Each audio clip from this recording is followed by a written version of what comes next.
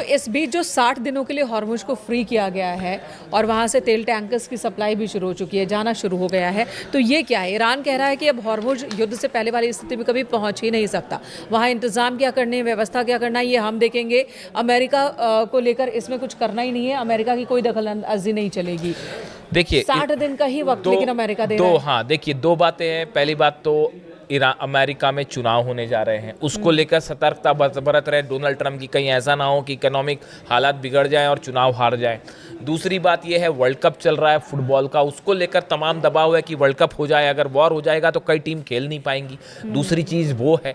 तीसरी हालात ये है कि अमेरिकन फोर्सेस जितनी बुरी तरह से पिटी हैं मिडिल ईस्ट में, सब बेसेस जल गए, हॉर्मूज में नुकसान हो गया, प्लेन्स गिर गए, तो ये झटके से उभरने के लिए चीज़ों को फिर से एकजुट करने के लिए वक्त लगेगा। चौथी बात आप समझिए, अभी जो खबर आई है ब्लैक सी में हमले किए हैं रूस ने और 3 जहाज़ों को ठोक दिया है। और आप देखिए जो रूस का ऑयल है उसको पूरी कोशिश कर रहे हैं अमेरिका, यूरोप, यूक्रेन के जरिए कि रूस का ऑयल सप्लाई ना हो पाए।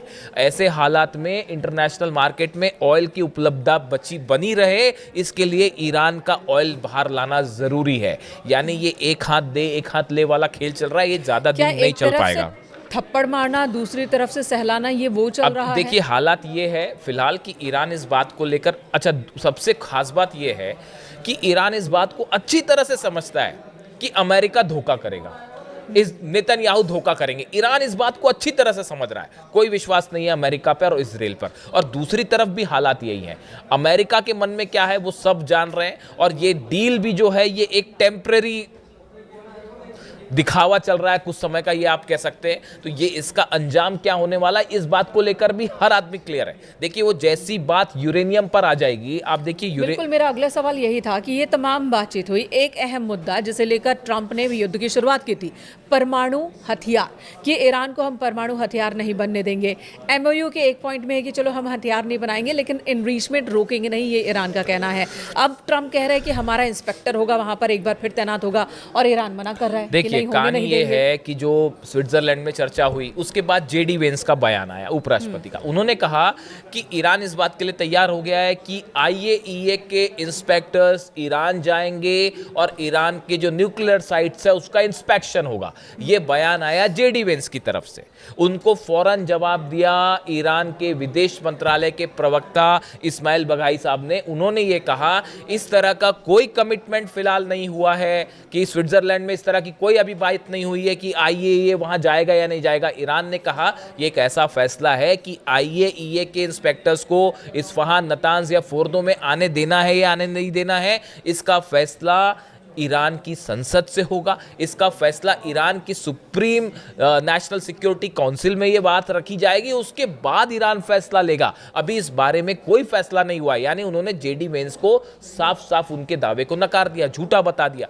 अब देखिए हो क्या रहा है। एमओयू को लेकर जो भी बात अभी तक स्विट्जरलैंड में हुई है बड़ी सुपरफिशियल बात है कि एक अंडरस्टैंडिंग के तहत काम किया जाएगा, एक कमिटी बनाई जाएगी जो ये देखेगी कि डील सही दिशा में चल रही है या नहीं, एक आगे का रोड मैप तैयार किया जाएगा, ये देखा जाएगा कि लेबनान में किस तरह से जो है वो संघर्ष का अंत किया जा सकता है। बड़े ही ऊपरी लेवल पर फिलहाल ये चर्चाएं हैं। इसमें न्यूक्लियर मुद्दे पर, यूरेनियम पर तो कोई चर्चा ही नहीं हुई स्विट्जरलैंड में। ऐसे में जेडी वेंस का यह दावा करना कि ईरान ने अलाउ कर दिया है कि वहां पर आईएईए इंस्पेक्टर्स जाएंगे, ये पूरी तरह से गलत बात थी। और इसीलिए ईरान ने इसका जवाब दिया कि भैया अभी तो ये बात ही नहीं हुई है इस मुद्दे पर, आप क्यों कह रहे हैं कि जो है वो आईएईए पहुंच जाएगा।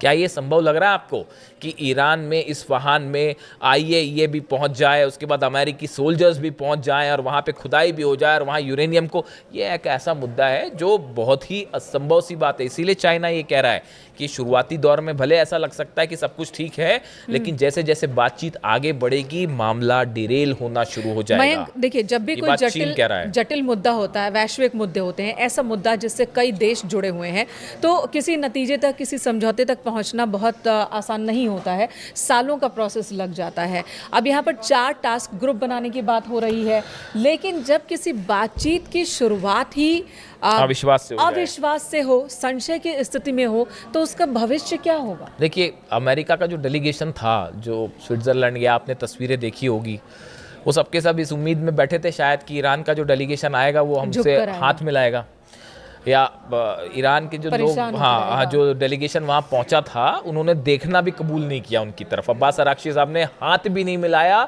शहबाज शरीफ ये कोशिश करते रह गए कि किसी तरह से अब्बास अराक्ची जो है वो जेडी वेंस से हाथ मिला ले। अब्बास अराक्ची तुरंत मुड़े और वापस निकल लिए। दो ऐसा मुल्क जिन्हें आपस में भरोसा नहीं है, और बीच में मीडिएटर कौन है? पाकिस्तान, जिस पर किसी को भरोसा नहीं है। और देखिए कतर भी जो है, कतर के प्रधानमंत्री ने भी जेडी वेंस से हाथ नहीं मिलाया। यानी आप देखिए कितना बड़ा अविश्वास है अमेरिका को लेकर। इसीलिए अमेरिका में ये बात कही जा रही है कि अगर ये डील साइन हो गई, ये डील पे अगर बात आगे बढ़ जाती है, एमओयू डील में बदल जाता है, तो ये अमेरिका के इतिहास की सबसे बड़ी हार होगी और ये ईरान की अब तक की सबसे बड़ी जीत होगी। और अमेरिका को भी ये समझना चाहिए कि वक्त बदल गया है। सुपर पावर वाला जो उसका तमगा है बहुत ज़्यादा दिनों तक सुरक्षा कवच की तरह काम करेगा नहीं। अमेरिका चाहेगा कि किसी तरह से ज़ोर ज़बरदस्ती या फिर कूटनीति तरीके से सामने वाले देश को फंसा दे, तो ईरान वो देश नहीं है। अमेरिका सुपर पावर था, अब नहीं है। तो आपको मैं कहना चाहूंगा कि अमेरिका, बड़े सारे एक्सपर्ट्स ये कह रहे हैं कि जो सुपर पावर का तमगा था ये ऑलरेडी ईरान ने छीन लिया है। अब वो कम से कम अमेरिका के पास तो नहीं है।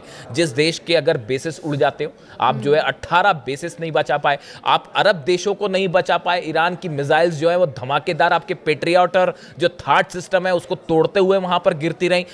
ईरान के ड्रोन्स ने क्या तबाही मचाई आप देख लीजिए। आप हॉर्मुज को घेर कर खड़े रहे, आप कुछ नहीं बिगाड़ पाए ईरान का। ईरान के 5 द्वीपों पर आपने बीच बीच में रह रहकर हमला किए, आपने उन पर कब्जा करने की कोशिश की, आप कुछ नहीं कर पाए। आपका एक पायलट अंदर फंस गया था, उसको निकालने में इतनी फजियत हुई कि आपको अपने खुद के हेलीकॉप्टर्स जलाने पड़ गए। आपके 42 प्लेन, ऑफिशियली ऐलान है इस बात का कि 42 प्लेन आपके गिर चुके हैं। F-35 जेट्स जो है, दुनिया का सबसे शक्तिशाली जेट जो है वो ईरान ने मार गिराया। ईरान के नए डिफेंस सिस्टम से अब आप खौफ खा रहे। ऐसी मैं लिस्ट गिनाना शुरू करूंगा ना ईरान की जीत की, तो पूरी रात बीत जाएगी। और उसके बाद अब डील हो रही है, डील में भी आप देख रहे हैं कि क्या स्थिति है, ईरान किस तरह से भारी पड़ रहा है। खैर, फिलहाल जो खबर हमने शुरू की थी कि इस $12 अरब को लेकर ट्रंप और ईरान आमने सामने है और सबकी नजरें इस बात पर है कि आखिर ये $12 अरब की फ्री संपत्ति का क्या होता है। क्या डोनाल्ड ट्रंप की इस तरह की बातें कि हमसे अनाज खरीदिए और ऐसा वैसा ये वो, अगर ये बातें इसी ट्रैक पे चलती रही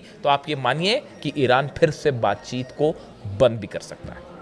धन्यवाद मयंक, इससे जुड़ा जो भी अपडेट होगा आप तक पहुंचाएंगे। Thank you so much. Iran का 2 टूक संदेश, जंग नहीं चाहते लेकिन जंग से डरते भी नहीं। शांति की बात लेकिन जंग के लिए पूरी तरह तैयारी। $6 अरब की वापसी और परमाणु मुद्दे पर बड़ा दावा। आप देख रहे हैं न्यूज़ 18 का सोशल मीडिया प्लेटफॉर्म। मैं हूं विशाल आजम। मिडिल ईस्ट में बढ़ते तनाव के बीच ईरान के जो सदर हैं यानी राष्ट्रपति हैं मसूद पेजेश्कियान, उन्होंने बड़ा बयान दे दिया है। उन्होंने कहा है कि जंग किसी के हित में नहीं है, यानी जंग से किसी का भला नहीं होता, लेकिन अगर लड़ाई लंबी चलती है तो ईरान पीछे हटने वाला नहीं है। साथ ही उन्होंने अमेरिका के साथ चल रही बातचीत और ईरान की जो इकोनॉमी है उसे लेकर भी कई अहम खुलासे किए हैं।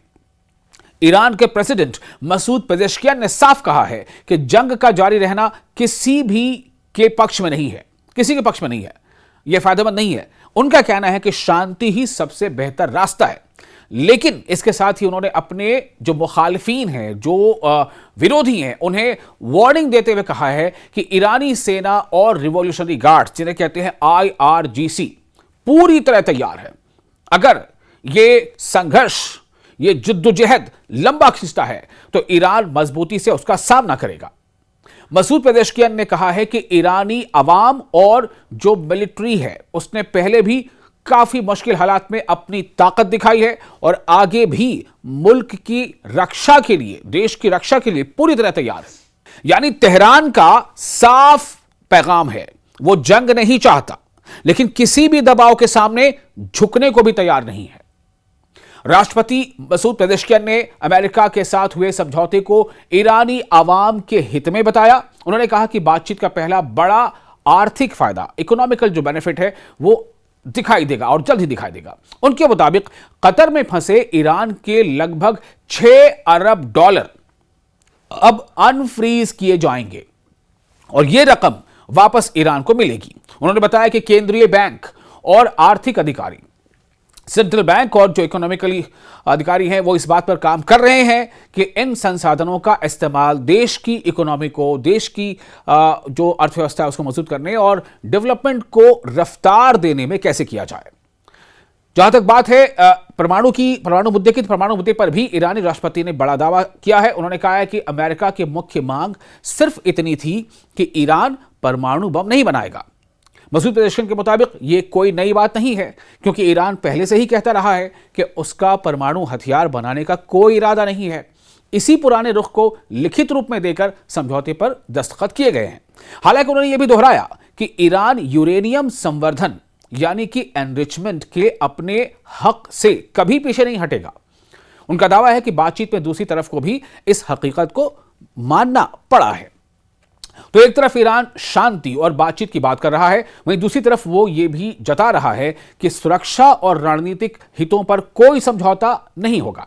आने वाले दिनों में अमेरिका ईरान वार्ता यानी जो डायलॉग है, आपस की बातचीत है, और जो रीजनल जो सिचुएशन है किस दिशा में जाते हैं, ये क्या टर्न लेंगे, इस पर पूरी दुनिया की नजर बनी रहेगी और हम भी आपको इस बारे में अपडेट करते रहेंगे। इस वीडियो के बारे में आपकी राय क्या है? आप हमें अपनी राय जरूर कमेंट बॉक्स में लिखकर शेयर करें और वीडियो अच्छा लगा हो तो लाइक और शेयर जरूर करें।